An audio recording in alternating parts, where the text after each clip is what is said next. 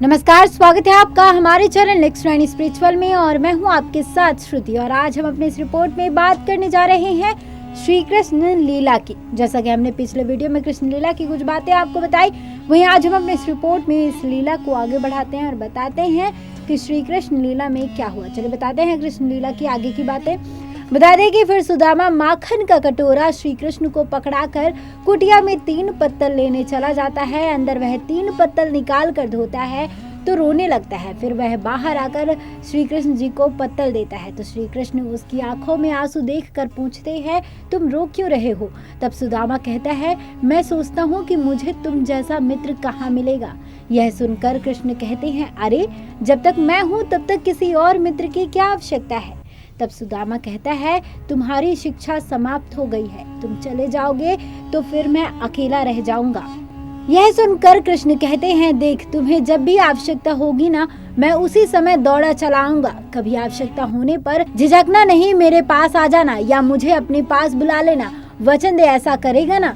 बोल, मुझे भूलेगा तो नहीं? सुदामा रोते हुए कहता है, तुम्हारे जैसे मित्र को भूलना असंभव है मित्र। यह सुनकर श्री कृष्ण उसे गले लगा लेते हैं। उधर कुटिया में गुरु माता सांदीपनी से पूछती है, क्या सोच रहे हैं आप? सांदीपनी ऋषि कहते हैं कि कृष्ण के बारे में सोच रहा हूँ। जाने क्यों ऐसा आभास हो रहा है कि आज यात्रा में मैंने उसका और ही कोई रूप देखा है। गुरु माता पूछती हैं, कैसा रूप? तब सांदीपनी कहते हैं, जैसे उसकी भुजाएं बढ़ गई हों, 4 भुजाएं, 8 भुजाएं, कुछ समझ में नहीं आता। स्मृति पटल पर धुंधला सा चित्र उभरता है परंतु स्पष्ट कुछ नहीं दिखाई दे रहा। यह सुनकर गुरु माता भी कहती हैं, ये तो मुझे भी लगता है कि वह कोई सामान्य पुरुष नहीं है, हो सकता है कि वह कोई दिव्य आत्मा हो। तब सांदीपनी ऋषि कहते हैं, पुराणों में भी ऐसी कई कथाएं मिलती हैं कि किसी देवता को किसी श्राप के कारण मनुष्य योनि में जन्म लेना पड़ता है। मुझे तो ये कृष्ण कुछ ऐसा ही लगता है। तभी गुरु की कुटिया में कृष्ण बलराम जी के साथ आ जाते हैं। दोनों गुरु के चरणों में प्रणाम करते हैं। फिर श्री कृष्ण हाथ जोड़कर कहते हैं, गुरुदेव, गुरु अपने शिष्यों को विद्या का जो दान देता है, शिष्य उस ऋण को कई जन्मों तक चुका नहीं पाता है। फिर भी लोक मर्यादा के अनुसार जाते हुए गुरु दक्षिणा देना शिष्य का धर्म है। इसलिए हम आपसे प्रार्थना करने आए हैं कि आप जो भी उचित समझें उसके अनुसार आप हमें गुरु दक्षिणा देने का आदेश करें। हम वचन देते हैं कि हम उस आदेश का अवश्य पालन करेंगे।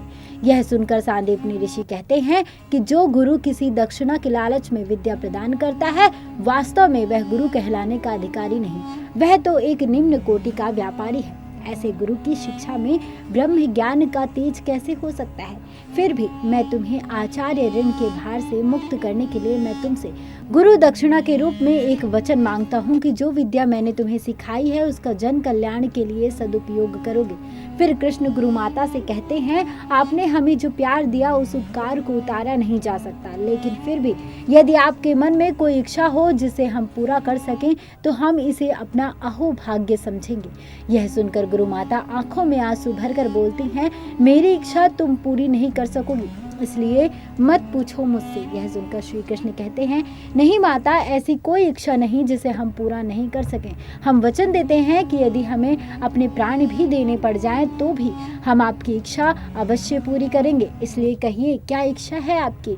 यह सुनकर गुरु माता रोने लगती हैं। तब श्री कृष्ण कहते हैं, निसंकोच कहिए माता, क्या इच्छा है आपकी? गुरु माता रोते हुए कहती हैं, क्यों पूछते हो मुझसे? मेरी इच्छा कोई पूरी नहीं कर सकता, इसलिए मत पूछो मुझसे, मत पूछो मुझसे, मत पूछो। यह सुनकर कृष्ण कहते हैं, मेरे वचन पर भरोसा रखिए माता, मैं आपकी इच्छा अवश्य पूरी करूंगा। इस पर गुरु माता रोते हुए कहती हैं, तो सुनो, हमारा एक ही पुत्र था पूर्णदत्त, हमारा एक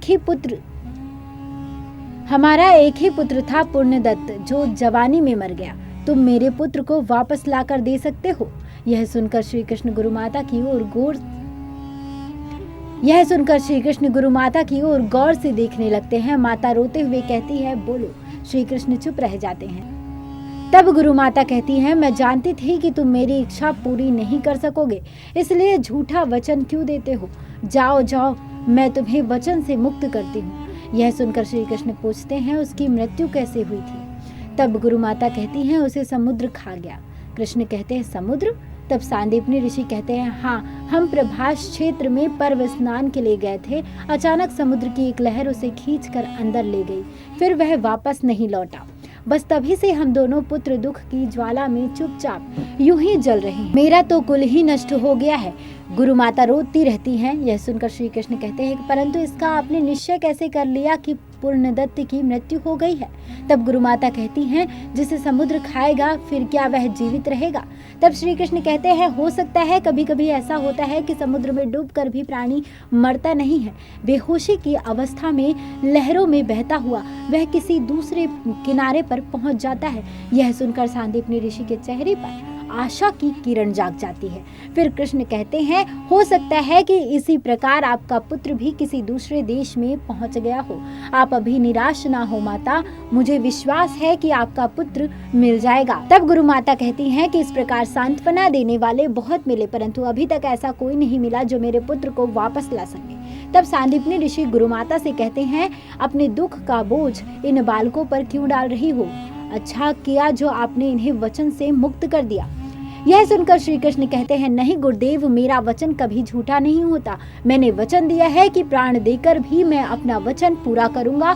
तो आज मैं प्रतिज्ञा करता हूँ कि आपका पुत्र तीनों लोकों में जहाँ भी होगा मैं उसे ढूंढकर आपके पास ले आऊंगा, और तभी मैं अपने आप को आचार्य ऋण और गुरु दक्षिणा के उत्तरदायित्व से मुक्त समझूंगा। जब तक मैं आपके पुत्र के वापस न ले आऊं तब तक मैं अपने घर नहीं जाऊंगा। मुझे आशीर्वाद दीजिए कि मेरा ये प्रण पूरा हो जाए। फिर श्री कृष्ण और बलराम दोनों से आशीर्वाद लेकर वहां से चले जाते हैं। बता दें आपको कि हमें पूरी जानकारी वेबसाइट्स और अन्य जगहों से प्राप्त हुई है। फिर श्री कृष्ण और बलराम दोनों से आशीर्वाद लेकर वहां से चले जाते हैं। आगे क्या हुआ बताएंगे आपको अपने अगले वीडियो में। बता दें कि हमें पूरी जानकारी वेबसाइट्स और अन्य जगहों से प्राप्त हुई है। जानकारी आपको कैसी लगी आप हमें कमेंट बॉक्स में कमेंट कर जरूर बताएं, और इस वीडियो को ज्यादा से ज्यादा लाइक करें, शेयर करें और चैनल को सब्सक्राइब करें, और देखते रहिए नेक्स्ट राइनी स्पिरिचुअल।